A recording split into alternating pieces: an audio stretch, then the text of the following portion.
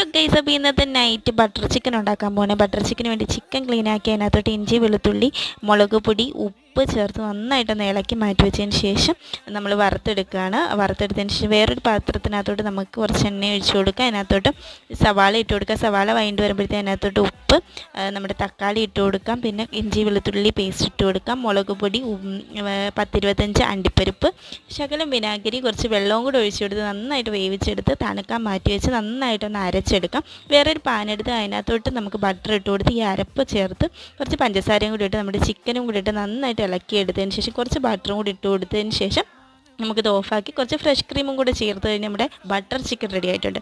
ഞാൻ അതിന് വേണ്ടി കുറച്ച് പൊറോട്ട ഉണ്ടായിരുന്നു. ആ പൊറോട്ട ചൂടാക്കുന്നുണ്ട്. അത് തികയത്തില്ലെന്ന് വെച്ച് കുറച്ച് ചപ്പാത്തിയും കൂടെ ഉണ്ടാക്കുന്നുണ്ട്. അങ്ങനെ അത്രയേ ഉള്ളൂ. അതും കൂട്ടി ഞാൻ ഇന്നത്തെ നൈറ്റ് കഴിക്കുകയാണ്. വീഡിയോ ഇഷ്ടപ്പെട്ടാൽ ലൈക്ക് ചെയ്യുക, ചാനൽ സബ്സ്ക്രൈബ് ചെയ്യുക. അടുത്ത വീഡിയോ ഒരു പെട്ടെന്ന് നേരം